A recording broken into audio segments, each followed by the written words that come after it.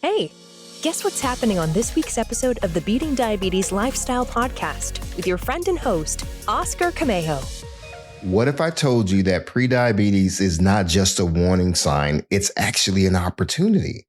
If you or someone you love has been recently diagnosed with prediabetes, or maybe you've been diagnosed with prediabetes for some time now, you're at a crossroads. One path actually leads to type 2 diabetes and all of its complications. What about the other path? Well, it can be a chance to turn things around before it becomes too late. Some health red flags that you shouldn't ignore include weight gain that just won't go away, high blood pressure, uncontrollable cravings, acid reflux, high cholesterol, and other issues. You see, I know this firsthand. I ignored the signs myself and I paid the price eventually. But here's the truth, folks. Prediabetes doesn't mean type 2 diabetes is inevitable. It can be a wake-up call, actually, that you need in order to take control of your own health. So in today's episode, I'm going to share with you some key factors that may put you at risk for developing type 2 diabetes if you allow prediabetes to go unchecked. I want to share with you the turning point in my own health journey and what I wish I had done differently. I'm going to give you a battle plan to help you reclaim your health before it's too late. So stick around to hear the rest of today's episode because this episode might just change your future. Let's go. Be sure to visit the website at www.beatingdiabetieslifestyle.com for access to free resources and other information that will help you along your journey. If you would like to submit a question or a comment about the show or to learn more about the Beating Diabetes Lifestyle, you can always email me at hello@beatingdiabetieslifestyle.com. And if you haven't already, be sure to subscribe to this podcast. Welcome to the Beating Diabetes Lifestyle Podcast with me, your host, Oscar Camejo, helping diabetics make lifestyle changes to reverse type 2 diabetes. Folks, we're at nearly 130 episodes. I want to thank you for tuning in and making this journey with me possible. I want to give a huge shout out to all of you, my listeners. Over 18,000 downloads from across 71 countries and over 1,500 cities. Folks, you all are such a blessing. Head on over to my website so you can download my free weight loss planner. It's designed to help you to track your progress, stay motivated. So keep listening. Head on over to my website at beatingdiabetieslifestyle.com to get that free weight loss planner. All right, let's talk about the bigger picture for a second. In today's topic, we're talking about, did you know reversing prediabetes is possible? It is, folks, in many situations and in many cases. Prediabetes is your body's way of sounding an alarm. It means your blood sugar levels are higher than normal, but not high enough to be diagnosed as type 2 diabetes. Not yet. Now, here's the hard truth. If you don't take action now, and serious action, you will be on a fast track to developing type 2 diabetes, potentially. And once you're there, once you've developed type 2 diabetes, it's a lot harder to turn things around, but it is possible. Now, I want to share with you some stats from around the world. Type 2 diabetes, prediabetes, what have you, isn't just a problem here in the United States. It's happening worldwide, folks. According to the International Diabetes Federation, they report that nearly 320 million adults were diagnosed with prediabetes in the year 2021. And that number is expected to rise to 370 million by 2031. That's a big jump, and that's a lot of people. You see, this isn't about stats, though. It's about real people who are dealing with real issues, and maybe that's you. So visit idf.org for more information on how prediabetes is affecting communities around the world. For those of you who like to do research, it's definitely a good source to look up. My story is interesting. And when I was diagnosed with prediabetes, I ignored the warning signs. I ignored the advice from my physician, and I just kept living as I was living. I kept up my lifestyle of overeating, giving into cravings, not exercising, and so forth. And my health took a deep dive for the worse. But thank God I was able to recover my health and get back on track. So let me walk you through this really quickly so you understand that I am someone who can relate to what you may be going through or your loved one may be going through. Back in September 2018, that's the month that I initially got my wake-up call. It was a routine physical, did some blood work. There were a few concerns here or there, but nothing too seriously. But I actually didn't take it too seriously. I was like, okay, well, I don't have full-blown diabetes. So let me just, kind of maintain, I knew I needed to change, but I didn't make any wholesale changes. I was dealing with acid reflux, heartburn. It was annoying, but it was manageable. I think my doctor gave me something for acid reflux and I took that and I was thinking medication came to save the day. So I was good, right? Or so I thought. 5'10", my height is 5'10". At the time, I was 260 pounds. My BMI was my body mass index was roughly 37.3. My blood pressure was something like 136/80. So basically, I'm overweight, dealing with a lot of belly fat, high blood pressure. Now, according to my lab results from my blood work, they weren't great. My doctor suggested that I started doing the Mediterranean diet and gave me like a sheet on what that was. And so I brushed it off, right? So I made some changes, but it wasn't a wholesale change like I said before. Now, here's a month later. Now, remember I told you that was September 2018. Right? A month later, things get worse. I was diagnosed with hyperlipidemia, basically dangerous high cholesterol. I was having chest pains and I ended up having to take a stress test. And it came, and then came pre-diabetes. So now fast forward to April 2019, I had gained even more weight. My body mass index, my BMI climbed to 38.5. And what about my A1C? I was roughly at like 7%. Now, at that point, that was considered me being in the diabetic range. But at that moment, I realized I had done it to myself. I had ignored the warning signs. I kept living the same lifestyle. I kept eating the same foods, avoiding exercises, and I paid the price. Now, folks, I need to help you to understand this. Now, remember, this is going from September 2018. A month later, things are getting worse. By April 2019, I'm still gaining more and more weight. Now, let's leap forward to August 2020. I had reached my max weight at the time was like 268 pounds, and I was hospitalized, folks. I was sluggish, wasn't feeling great, went in and did some more blood work. And to my doctor's office, I think it was on a Tuesday or Wednesday, didn't get a phone call that Sunday. Doctor says, go to the emergency room. Your blood sugar levels have elevated to over 400 and something milligrams per deciliter. Go to the emergency room now. It was in that hospital or during that hospital visit that I learned that I had finally developed type 2 diabetes.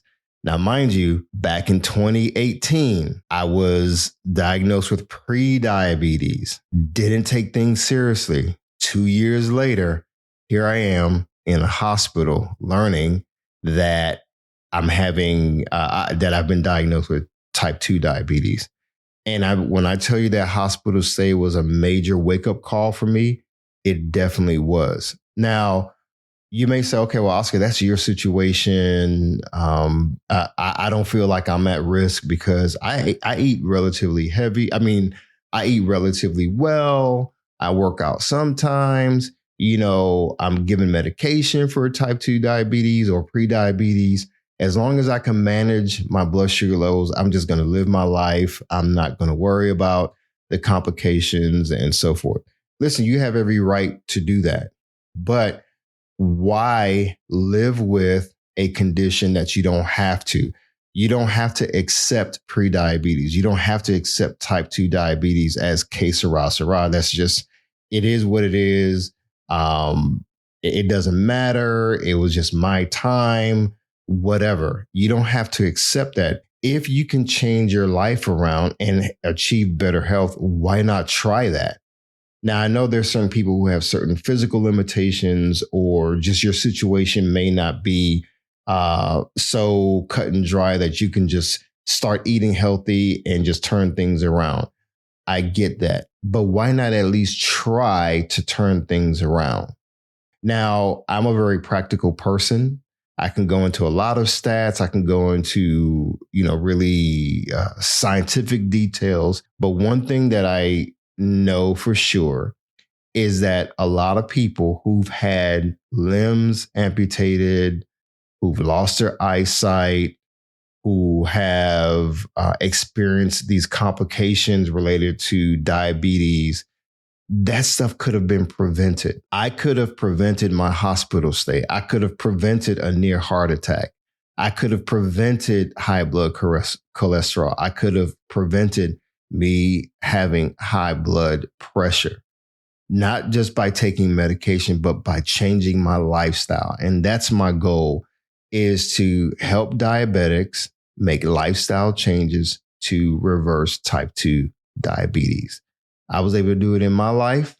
I'm able to maintain a healthy body weight, and I've been off medication for over 3 years, folks. If I can do it, you can too. So let me say this. Understanding blood glucose levels or blood sugar levels is very important.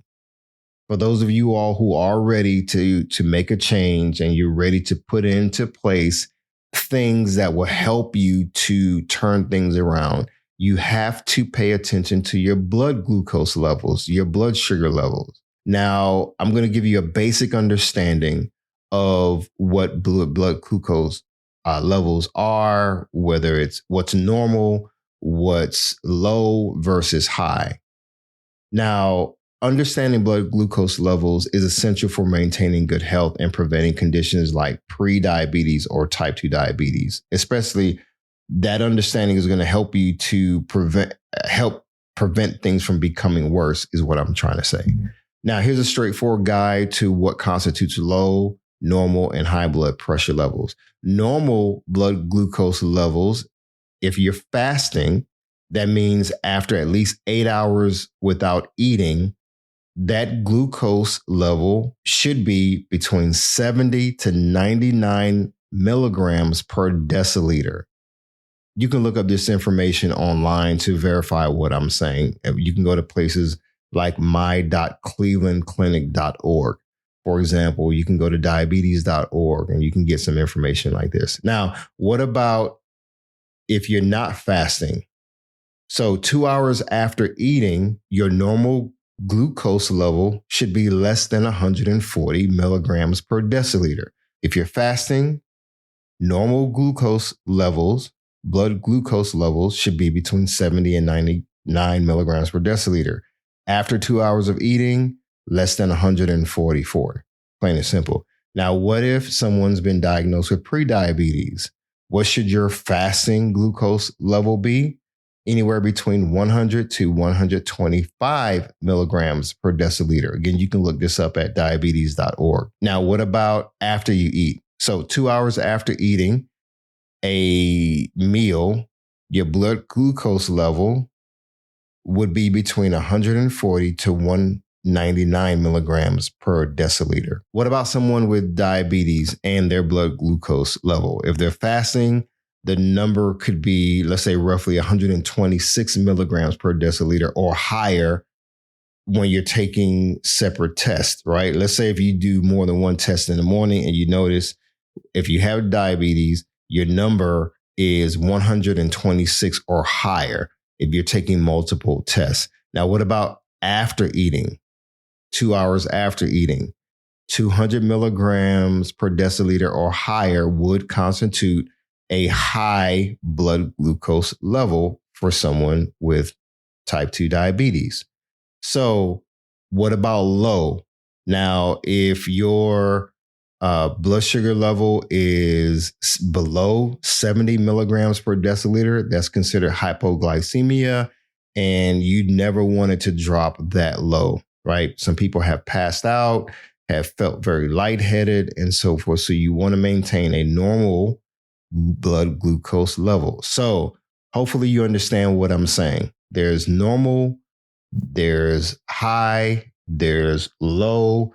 There are pre-diabetes numbers when it comes to fasting and non-fasting. And if you have type 2 diabetes, there's also numbers for fasting when you're not eating and 2 hours after eating. What do those numbers look like? So bottom line, when I was first finally diagnosed with type 2 diabetes, they told me I need to check my blood sugar levels regularly. So regularly for me at that time was checking it 3 times a day. When I wake up in the morning, because I fasted overnight, I didn't eat anything overnight, let's say over 8 hours, and I'm checking my blood sugar. What do my numbers look like? I would check it again, let's say during lunch or before lunch. And sometimes I would check it after lunch because I wanted to see what my numbers look like. And then in the evenings, I would check my blood sugar levels before I ate and then 2 hours later because I wanted to monitor what was going on. So all the numbers that I gave you before, you can find these charts online, again, at places like diabetes.org. You can go to just do a Google search, and there's all kinds of resources to help you to understand more about blood glucose levels.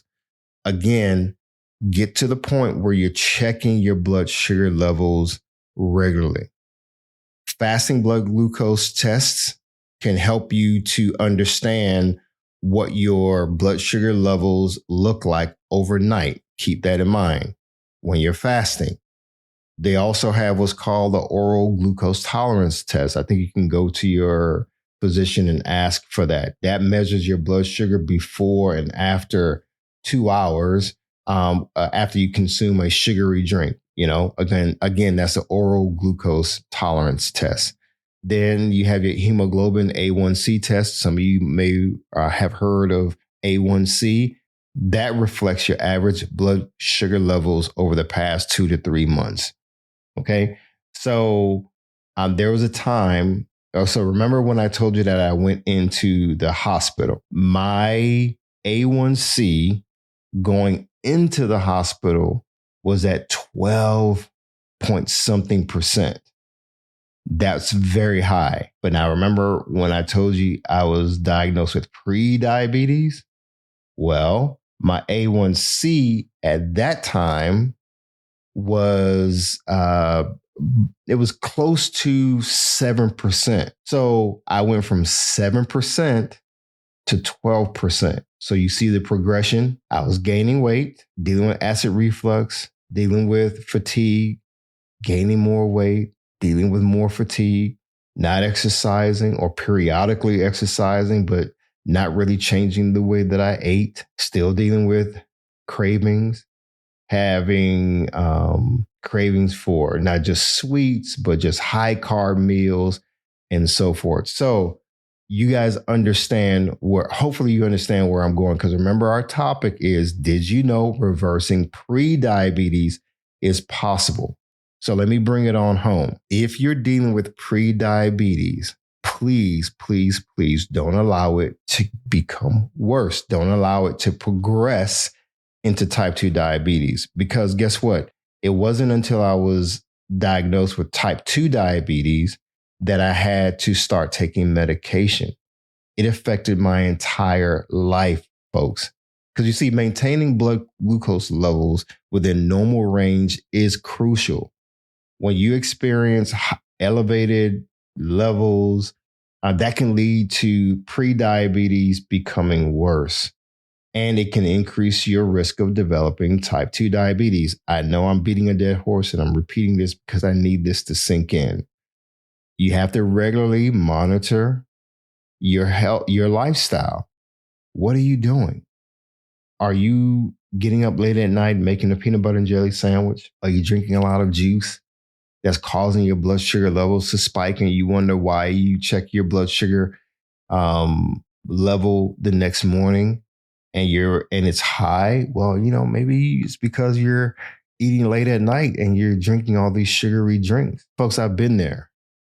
I played the game and I said, okay, well, I'm not going to eat anything before I go to bed, but I'll still just drink a little bit of orange juice or a little bit of grape juice, or I'll just eat half a peanut butter and jelly sandwich. And then I wake up in the morning, check my blood sugar, and wow, why is my blood sugar level high? Well, maybe because you're breaking protocol, if you will.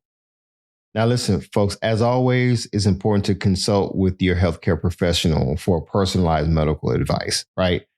I'm not a physician. I'm a guy, though, who has experienced type 2 diabetes and weight gain. I was up to 268 pounds, like I said, ended up being diagnosed with type 2 diabetes in the hospital, and my whole life changed. I was on medication. I thought I was going to be on medication for the rest of my life for high blood pressure, acid reflux, for high blood pressure, high cholesterol, acid reflux, and on top of that, diabetes. Well, see, folks, I got tired of seeing people die unnecessarily because of diabetes complications. I just got tired of it, man. And I didn't want that to be my case. So my goal with this podcast is to help you and listeners and others to develop a battle plan to reverse prediabetes and prevent type 2 diabetes from developing. And if you do have type 2 diabetes, it can be reversed too. Now, it wasn't until I started hearing about the possibility of type 2 diabetes being reversed that it piqued my interest, basically. And it piqued my interest so much that I said, you know what? I want that for my life. So here's the good news for you. You don't have to go down the same path that I did. You don't have to end up in the hospital, folks, with type 2 diabetes and having to make an entire lifestyle change or forced to make it a lifestyle change. But you know what, folks? Reversing prediabetes takes a warrior mindset. You got to fight. You got to fight the mental battles. You have to fight the old habits. You have to fight naysayers who, when they see you making changes, or they try to diminish your progress. I get it. We all need a battle plan and we need to stick to it. So I'm going to give you one. Number one, you have to shift your mindset. You're not just making small changes, you're fighting for your future. Number two, you have to get your blood work done. Stop ignoring it. Knowledge is power. Know where you stand. And yet, number three, you have to cut sugar. No more sugary drinks. You need to switch to water. Now, I'm not trying to go extreme, and I'm not telling you something that you can't do, but you need to, when I say cut, that may not necessarily mean entirely eliminate, but it could mean reduce. But in some cases, I do recommend you cut it. You cut certain things because you don't need it. Like soda, do you really need soda? Do you really need, even if it's a diet soda, do you really need that Diet Pepsi or that Diet Coke or Coke period or Mountain Dew? I mean, do you really need sugary drinks in your diet? If the answer is no, I don't need it, then why keep it as part of your lifestyle? Get rid of it. Start drinking more water. That's what I did. Your body needs more water anyway. You're probably dehydrated and don't even realize it. That was me. I would only drink water if I was thirsty. We have to eliminate the excuses. Oh, I don't like the taste of water because water has no taste. Well, add some drops of lemon in it. Lemon juice, fresh squeezed lemon in it. There's some other things you can do to flavor your water that don't include high sugary content. Because remember, it's about controlling our blood glucose levels, our blood sugar levels. Now let's move on. Number 4, you need to start moving more, folks. You don't have to run a marathon.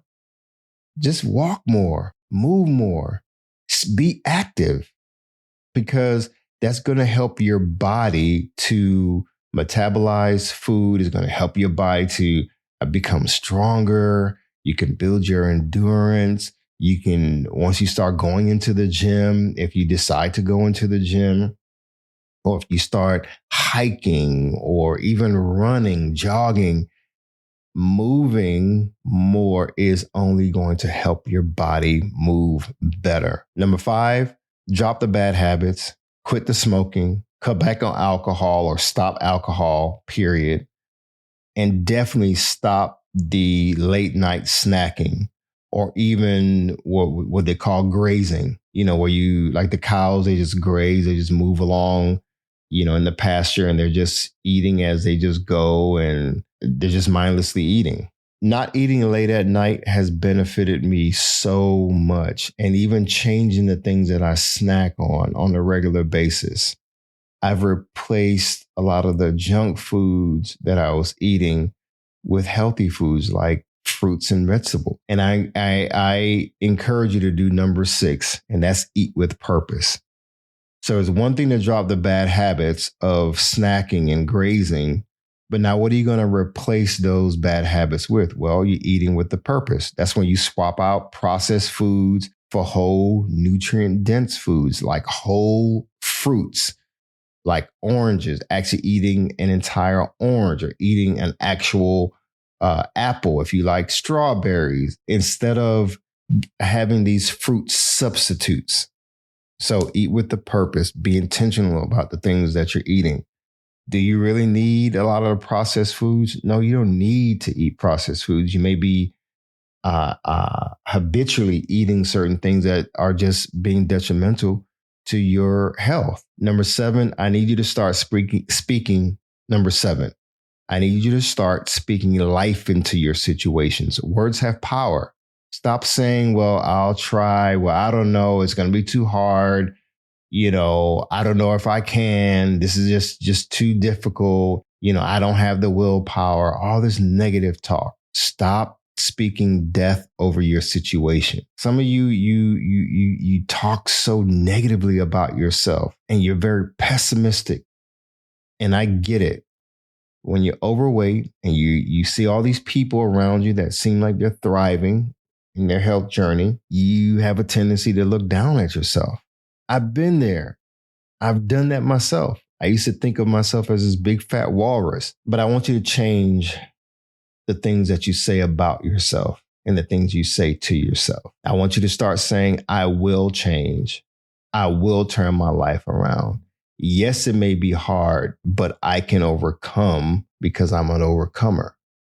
Come up with your own, power affirmations, your power statements, but stop speaking death over your situation and your life. Speak life. Words have power.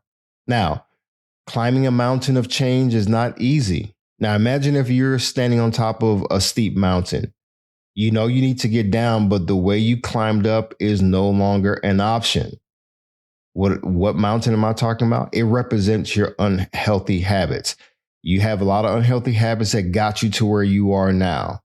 You're on this mountain of unhealthy habits. You're overweight, and it's time to get down off that mountain, right?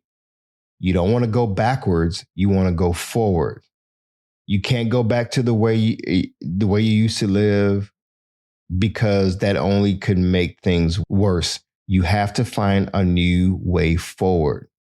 So you ask yourself, how did I get here? You know how you got here. You made some small daily choices, right? Through convenience over commitment. Yeah.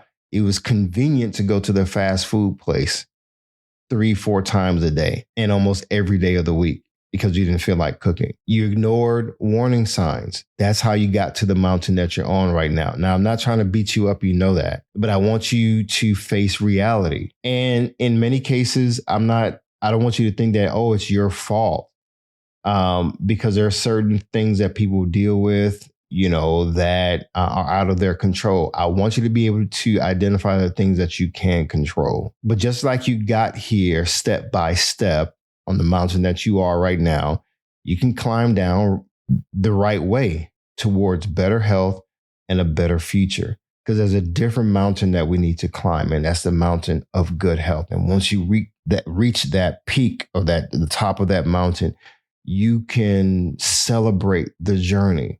That's where I am today, folks. I'm glad that I'm off medications. I'm glad that I made a wholesale change in my life for the better. I chose to. I didn't want to die. I didn't want to lose limbs. I did not want to be a casualty to type 2 diabetes. But yes, I wish I had turned things around early. I wish I had listened to the advice of my physician, but thank God I had the opportunity and I took advantage of the opportunity to turn my life around.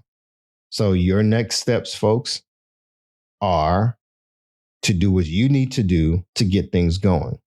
I want you to make a doctor's appointment, get checked.